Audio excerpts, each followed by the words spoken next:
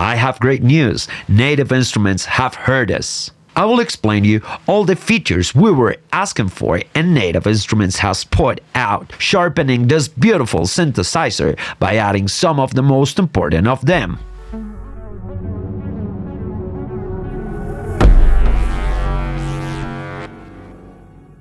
Hello everyone and welcome back. I am Gio from Audio Contemporáneo Studios and I am here to walk you through all the features Native Instruments has developed in Massive X version 1.6.1. As this is a new channel, you can really help me in my effort giving a like to the video and subscribing to the channel. Also, don't forget to comment down below what else would be great that Native Instruments could develop for Massive X and what else would you like to be learning about it. Today, I will explain right straight to the point the last added features in this update. By the way, Native Instruments is promoting a Massive X user shirt library and has created a contest to scout out for the best patches to add to this user shirt library. This contest is soon coming to an end, but it seems that this one is going to work as a Reactor's user shirt library. The update 1.6.1 that came out in the middle of September has now added XY Morpher Snapshots to fully customize the animator movement. This is something I've been asking for in my previous video and it's a really great improvement. Now you can write the animator movement to create automation data right straight to your DAW. Native Instruments has added other very important improvements on the menu, and even more important is that now the performance has improved notoriously, so you can have as many instances of Massive X as you wish without killing your CPU or trading off a latency, making it a pleasure to play live, which is finally what we were asking for, as this is a very expressive synthesizer.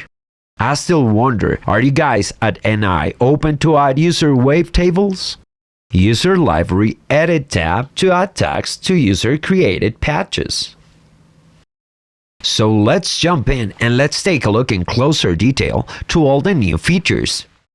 The XY Morpher Snapshots, as I mentioned in my previous video, now it works like wonders because you can set the macro to the position that you like. And for example, I'm going to set macro 1, 2, and 3 all the way to the left. I'm going to save this as a snapshot and then I'm going to move the XY Morpher to the second corner, and right there I'm going to put the macro number 4 on the middle, macro number 5 on the middle, and macro number 6 on the middle, and I'm going to click again to save this as a snapshot.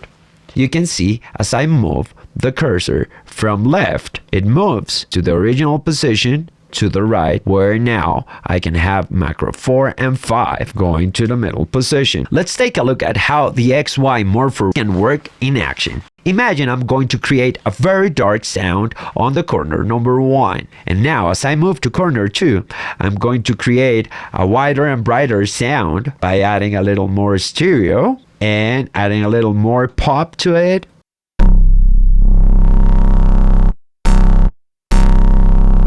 I'm going to save it as a snapshot again. To corner 4, I'm going to create a high pass bass sound.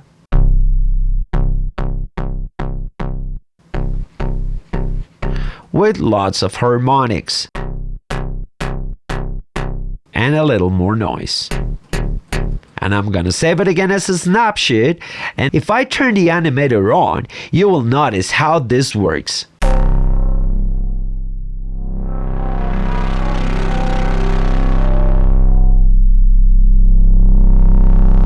Hey guys, this is fantastic. Great job at Native Instruments.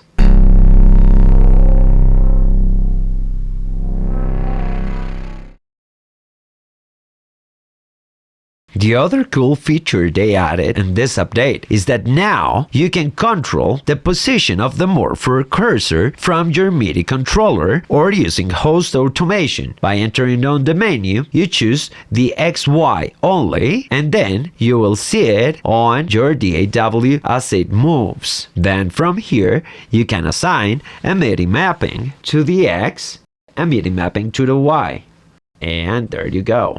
Back in the window of Massive X, you can see how I control the movement of the cursor from left to right and from up to down. So as I play a MIDI note,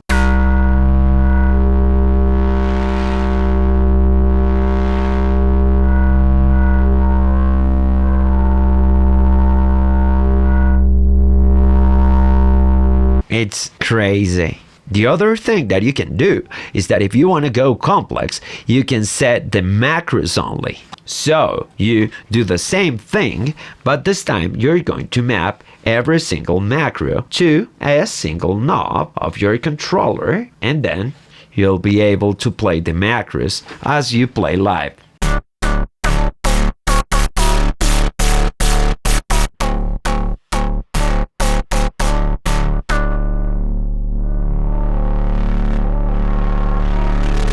Lovely. This is fantastic. But also, you can use this way back. What you program here, you can record it as automation. You can use this feature to choose what to record.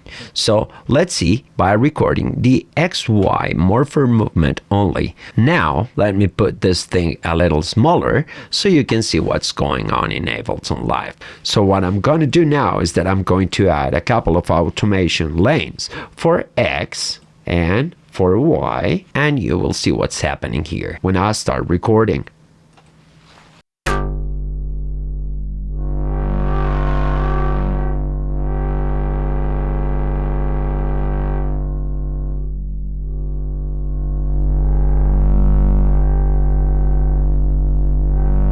Also, I can use this feature to record what the animator is doing.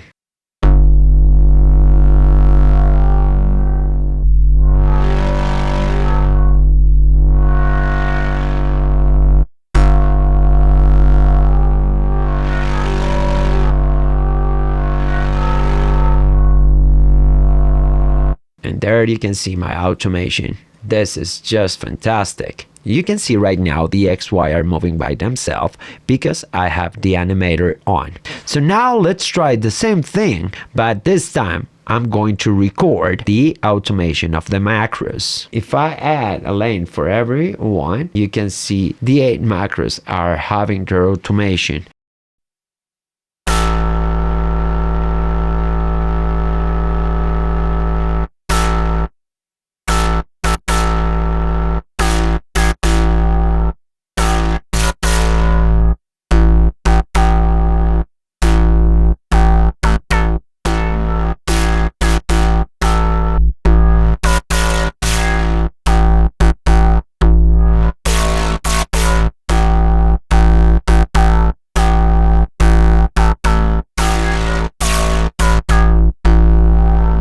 So with this tool, together with the toggles to choose what to have moving and what to leave steady, you can create amazing modulation settings. On the browser, we also have a cool feature update, and is that now you can use the arrows to navigate your presets as suspected. But also in the browser tab, if you click one time over a preset, it will be preloaded, like loaded for pre-listening.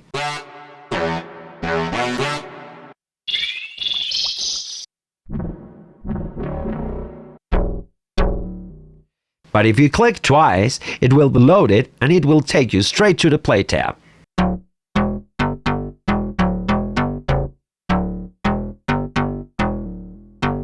They also had added a Discover Massive X expansions that will take you to the Native Instruments shop, so you can add more expansions and presets to your library. This control, it's also available on the Play tab.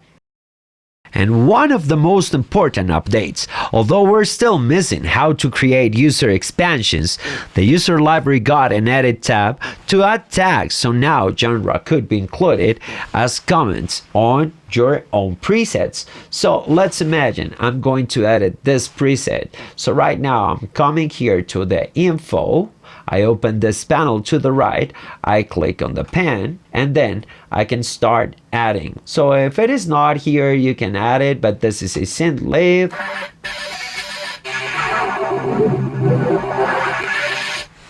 It sounds more like a classic mono for me, a character. A little dirty, but also like granular. But if you're not okay with this, you can add any tag. For example, in the sound type, you can add a tag that you can call it my own presets. And then all of your presets can have this tag, so it's gonna be very quick to just write down, and there they will pop up. That's fantastic. This is also a great improvement, so thank you very much. Anyway, don't forget we're still expecting how to create user expansions. Okay, so now let's take a look at Massive X User Shirt Library Contest. Although this contest is soon coming to an end, you can still participate. As it looks, there are still top entries for bronze packages, and this is a chance to have your preset included in the community expansion. It seems that this will continue running to the end of the year. What are they looking for?